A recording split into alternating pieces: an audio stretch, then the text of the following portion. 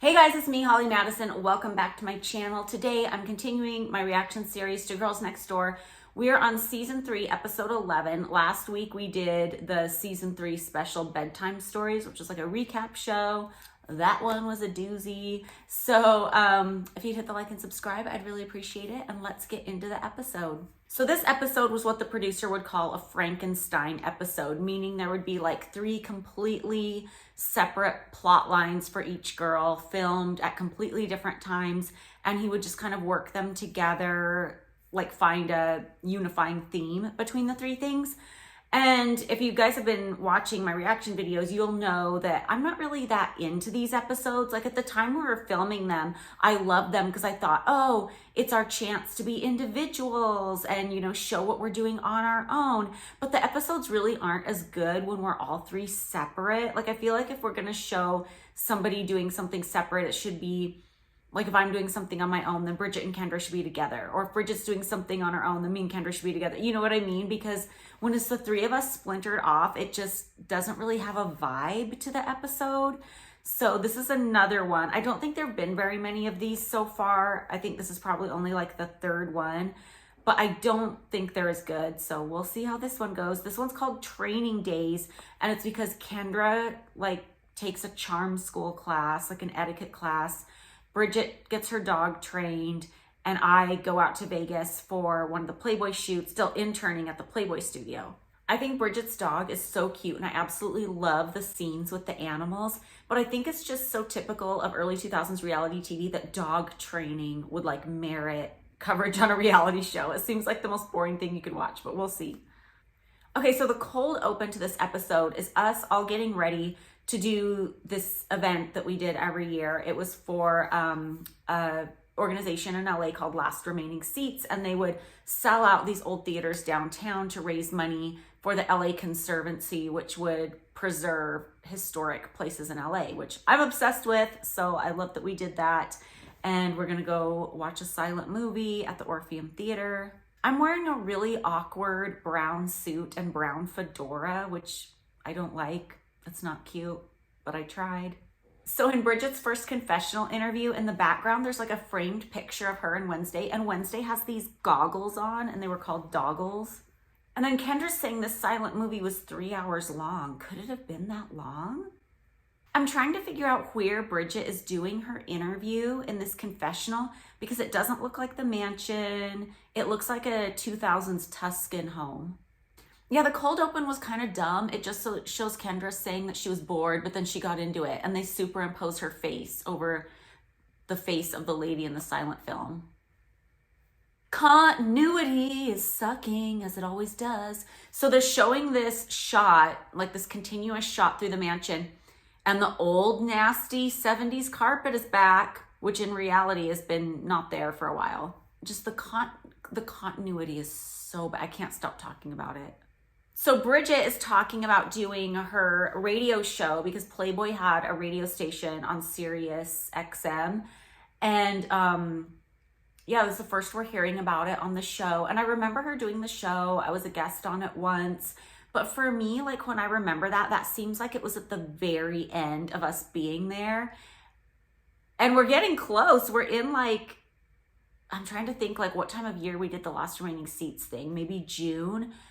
So we only have a year left at the mansion. It's crazy like how fast I've gone through these and how much, like we still have a lot of episodes to go. We're only halfway through the Girls Next Door series, but it's crazy like in real time on this, like how close we are to everybody moving out. I feel like Wednesday reminds me of like a cute caterpillar. Like she's really more like a big caterpillar / alien than a dog. Like I think she's so cute. Oh my gosh, okay, this is a weird episode, not only because it's a Frankenstein episode. Okay, now I'm remembering, there's 3 reasons this episode is the weirdest episode. That's what I'm gonna call the title of this video. This is the weirdest episode. Because A, it's a Frankenstein episode, which those kind of always suck because the energy is split up. But also, I think this was a sponsored episode, and it was sponsored by whatever movie studio did the movie Superbad. Do you remember that movie from 2007? It had like Emma Stone. It was like her first role. And the guy, why am I blanking on his name? I feel so bad. He played the character McLovin. He is going on Bridget's radio show. And then later in this episode, I remember we screened the movie Superbad, and it was like a sponsored thing. So this was one of the ways that E was getting like backdoor sponsor money, because we had the lovely Florida Family Association was going after us and trying to get everybody to stop advertising on our show. Christopher Mintz-Plasse, that's his name. And he was recently in Promising Young Woman, I think. That was a good movie. Now that I'm seeing this, I wonder how long Bridget had the radio show before Girls Next Door ever covered it. Because I'm wondering, did they only cover it because they're trying to think of a way to work more things about Superbad onto the show? And I wonder if Bridget had been doing the radio show for a while and if she was frustrated that they hadn't covered it yet. Because there was this weird thing where like they didn't want to show us like having career ambitions. Like they would do episodes called Career Dazed, where it had like us doing dumb stuff that was supposed to be our careers. But like in reality, like I was in real estate school before I started working at the Playboy studio, and that was never mentioned, even though you can see like the real estate books like next to my bed. And like I wonder if Bridget had been doing this radio show for a while before they started filming, or if this was pretty much along the lines of when she first started it. I'm curious. The word pimp is like in every episode of this show, I swear, and nobody really uses it anymore. But back then it was either like pimp, like you're pimping something out, like pimp my ride, like you're making something better and flashier, or like if somebody was really like smooth and like had a way with the ladies, they were a pimp. I know I said this like 2 episodes ago, but poor Kendra's room is already thrashed again. Like earlier in the season, we saw the episode where her and Julie like organized her room, and now it's like, and she had a big bedroom and it's covered, like the floor is just covered with stuff. The bathroom is looking like hoarders. So Kendra's talking about how she's going to take etiquette classes, and I have to believe this was just completely contrived for the show. I don't think she ever had any interest in taking an etiquette class. I think it's just one of those things that like the producer with his like 1960s sitcom sense of humor thought would be so funny to try and see Kendra act proper. And I'm not saying it's not funny or not a good idea. It's just, obviously it's completely contrived. Like I don't think if we were just living life there without the cameras, I highly doubt she would have been like, you know what I'm going to do today? I'm going to take an etiquette class. And then she exits her room and she shuts her door. And you can see on like the framing around the door, like the dogs have been like clawing it to get out. So then it's showing me arriving at the Palms, pulling up in like their pea green limos that they used to have, which were they very much stood out. Like every casino would have like limos and things that would go pick people up, but you would always spy the Palms ones from a million miles away because they were like alligator green. So I'm going out to Vegas for the day because they're shooting a pictorial on the Playboy bunnies in the Playboy Club. And I was still interning then, and I wanted to go out and help with that shoot and learn from that shoot. And I think this is the time where I'm starting to equate Las Vegas with freedom. Like I live in Vegas now. I moved to Vegas after I moved out of the mansion, and I've just always loved it. And I think what kind of set the stage for me falling in love with the city was not necessarily our first trips to Vegas, because those felt very compartmentalized, like just like a vacation moment in your life. But when I started going out, like this trip, it was the first time I'd gone out by myself, and I was going out for work-related reasons. And it was like my first taste of freedom, even if it was just for like a day, since I moved into the mansion, which at this point I'd been there for 6 years. And you have to understand, like I moved right into the mansion from college. So when I moved out of the mansion at age 29, I felt like I was being an adult for the first time and living in the real world for the first time at age 29, which is late. And that's why I have a lot of arrested development even now, is I was living in such a weird little bubble for all of my 20s. And I really, felt like I've caught myself saying, I feel like I grew up at the Palms, not grew up like childhood, but grew up like it was my first time ever really doing things truly on my own, was when I would leave the mansion and go stay at the Palms and be like by myself. So I can see it just by watching this footage. Like, this is when it starts to like seep into my brain, and I start like loving Vegas and feeling like that's my escape and that's my real world without even realizing it consciously. Like, this is just like the beginning of it. So there were 2 bunnies. They were shooting that day in the Hugh Hefner suite. And I'm wearing this sky dress that I wish I still had, but I don't think I have it anymore because it was one of those dresses that I just kept wearing. It was the type of dress that you could wear to a cocktail party. You could even wear it somewhere formal if it wasn't too formal, or you could just wear it on a casual day because it was like, it had like the crystals, but it was also very comfortable. And I think I threw that dress out because it was one of those dresses that I just kept wearing so often that eventually like the material started to like pill and fall apart. So I think I got rid of that dress. I can't find it. I tried to find it, but you know, I'm still working through my archive. I'll let you guys see the archive when it's like kind of organized. I'll do a video. So the first girl they're shooting is a blonde. Her name's Lindsay, and she just looked really great in the bunny costume. She looked really iconic. Like, her photo turned out great. I think she ended up on the cover of that issue. So now we're on Kendra's etiquette scene, and I'm really bored watching it. And I feel like part of, like, I can see how other people would like it, but I feel like part of the way I perceive this show is like, ironically, even though I was on this show, I would never watch a show like this. You know what I mean? Like, even before I was involved with Playboy, I was always very intrigued by like the Playboy world. So maybe I would have tuned in for that, but I don't usually watch reality shows. Like, even, like, I can't even think of like a reality show that I've really been addicted to and would like tune into week after week. So I think these kind of scenes are just kind of like slow for me and not really that interesting. I don't know. Okay, so now we're on the scene where Bridget's starting dog training for Wednesday. And I thought I was going to not like this. Like, I thought, dog training, like, I love Bridget, I love Wednesday, but like, dog training is so boring. Like, are we gonna like this? But I already like it better than I thought I would because Bridget's really good and succinct at explaining why she wants to do the training, and it makes it relatable. And Wednesday's just so freaking cute. And they move fast. I feel like that they move faster with the dog training than they do with Kendra's etiquette thing. So it's more interesting to me, I think. Continuity is horrendous because 2 episodes ago, I pointed out to you guys how Bridget got rid of the carpet in her room and now it's nice hardwood floors. But now they're showing footage of Wednesday at the door and it's like, there's the carpet. Wait, this whole scene is carpet. So they're trying to play this off and make it look like Kendra's downstairs getting her, I was gonna say obedience training, getting her charm school or whatever the hell it is, training. And then Bridget's upstairs in her room while Wednesday's getting training. But the dead giveaway is the carpet's back. So clearly the dog training was shot so long ago. Yeah, they do a really good job cutting the dog training scene. They make it fast, they make it cute, they give it like a little storyline.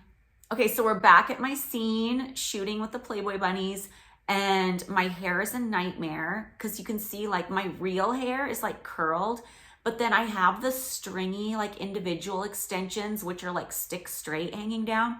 But when I put my hair in a ponytail, it's super cute. I like that look. Okay, so when you see them shooting Lindsay, you can see they have the beautiful tri-light in her face that I always talk about that Playboy used. It was the best light. And I've had people write to me like, where can I get a tri-light? Because I always say, if I could have a tri-light following me around everywhere I went, I would. But a tri-light isn't like a clip-on ring light that you put on your phone. A tri-light was this gigantic apparatus that took like multiple people to operate, and it was old even back then. So it was this old thing they had to get repairs on. And I think they were using 3 tri-lights on our first cover shoot where we were in the black sheets. And one of the assistants like got a minor electrocution from the tri-light when he was doing it because they were just so old, but they were effective. I mean, they were gorgeous. Like, you look at these shoots and it just like lights up the model's face with just this like warm glow that makes everybody look so gorgeous.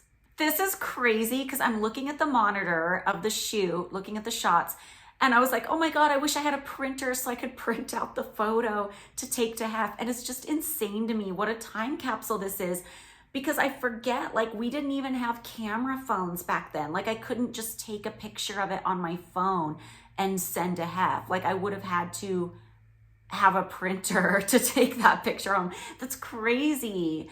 I feel like in 2007, that was when I just started texting. Like I had this Envy flip phone. It kind of looked like a Sidekick, but smaller. But hardly anyone I knew texted. Like nobody else was texting. So that was hardly even happening. I'm bored again on the etiquette scene. And I honestly don't think it's just because it's one particular person's scene. I think it's boring. Okay, it's getting a little bit better when she puts the book on her head, but it was like just like a slow lead up, I think. And in the confessional, Kendra's like, I'm just taking etiquette class because I want to work on a couple things. Like, I think like I don't think she would have taken this class organically. I think this was just totally contrived for the show. They use that cute little interstitial again of my golf cart going by. I love it. Oh God, we have Kendra eating again. Which, not hating on her, nothing wrong with her eating, but it's just like I've said before in these reaction videos, the producer had such a fetish about Kendra eating.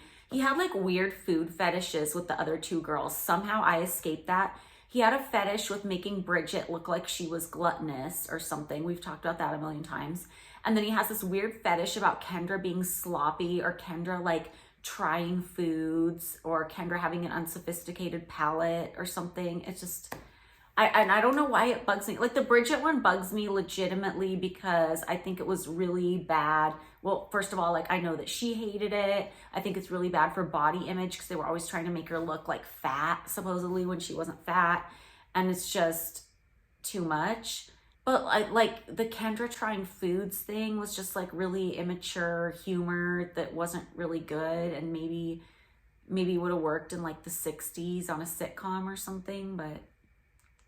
You guys, I'm so bored during the etiquette training scenes, and they're making these the longest scenes because, as you know, like she was the producer's favorite, and it's just like, it could be a good scene. Like I'm not hating on it, and I see that she is showing up and knows the assignment and she's doing her part. Like she's doing a good job, but it's just like not, I think it could have been cut quicker and been better. Like they're doing a really good job with the Bridget Wednesday dog training scene and cutting it really fast, but they're just like lingering on her etiquette class and it's just not entertaining. It's just what you get when like the executive producer is like in love with one of the people. Like, I mean, you can see it in this episode. It's so cute. So then we're back with Bridget in the dog training scene.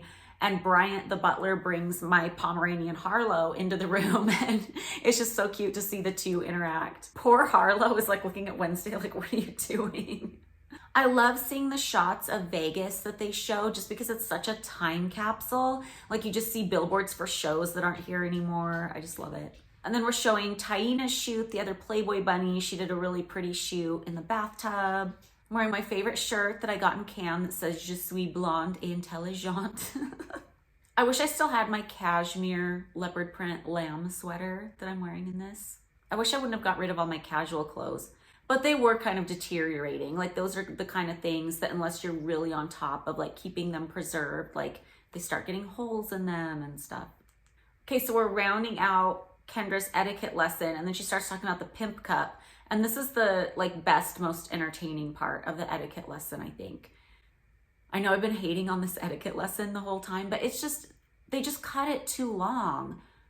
Like it's not that it's not good at all or not funny in parts. It's just that it's such a long lead up to it being good, I think. And they spend so much time on it. I'm just kind of watching it like, oh my gosh. And they show Wednesday in the bathtub. She's so cute. Okay, so the wrap-up scene for this episode, we're at buffet dinner and we're screening Superbad. This is totally a sponsored episode. So sponsored because they're showing clips from Superbad now. And ordinarily that would be something that's really expensive to do, showing clips from someone else's movie in your TV show. So this is totally sponsored. Okay guys, so you want to hear the third reason this is the weirdest episode ever. First reason, it's a Frankenstein episode. We're all split up. Second reason, it's sponsored by the movie Superbad. Third reason is at the end of this episode, they have us saying our end of season line. What is an end of season line, you ask? So if you've been watching these reaction videos, you know that at the end of every season, and in season 1, it happens in the middle of the season too, because when this show was first ordered, they ordered 8 episodes and we didn't know it was going to go any further than that. And then they ordered like 8 more or something, and that was the whole of season 1. So at the end of episode 8, which I think is like the Midsummer's episode, or no, maybe it was one before that, I don't remember. Anyway, in the middle of season 1, they have us say, I'm so excited about all the opportunities that I get being at Playboy, and I just want to settle down with Hef. And then Bridget's like, I finally achieved my dream, so now it's time for a new dream. And Kendra's like, everything around me has changed, but I haven't changed. And then when we get to the end of actual season 1, they have us say variations on those same things again. Same with the season finale of season 2. It's like, I just love all the time Hef and I spend together, and it's only getting better. Cut to Bridget. I've achieved so much, and now I just can't wait to see what else I'm going to achieve. Cut to Kendra. Yeah, I ain't going anywhere, or whatever she says. And then here we have season 3, episode 11. We're not at the end of the season yet. We still have like 3 or 4 more episodes, but they have us saying, I'm about to get what it is, so I'll repeat them for you. But we're saying those lines again. So that tells me that originally this was meant to be the season finale, but for some reason it got bumped. So mine was, I have had so many great opportunities come my way, but at the end of the day, it's just so great to be snuggled up with a blanket with Hef. Bridget's like, over the years, Hef and Holly and Kendra and I have become so close, and I just feel like the sky's the limit as far as like where we can go next. Kendra's like, if I wanted to be a lady, I could be a lady. I let loose around the people I trust. If people don't like me, then F off. So, I don't know. I guess this was supposed to be the season finale, but it wasn't. Okay, so best and worst of that episode. It was so weird. I think the best part of it, like I loved seeing me going out to Vegas for work, and I love like all the eye candy in those scenes, and just the memories for me of like starting to feel like Vegas was home a little bit, or starting to feel like Vegas equals freedom. And I loved the scenes with Wednesday. I thought she was so cute. Worst thing about this episode, where do I start? It was just so weird. Like the continuity was horrendous. The fact that it was a Frankenstein episode always makes it feel a little weird and unbalanced. I felt like they spent too much time on Kendra's etiquette scene. Not that it wasn't good, and not that she wasn't funny in it. She was. But it just was really dragging in the beginning. And it's funny because right before he passed away, the executive producer of the show did an interview on E!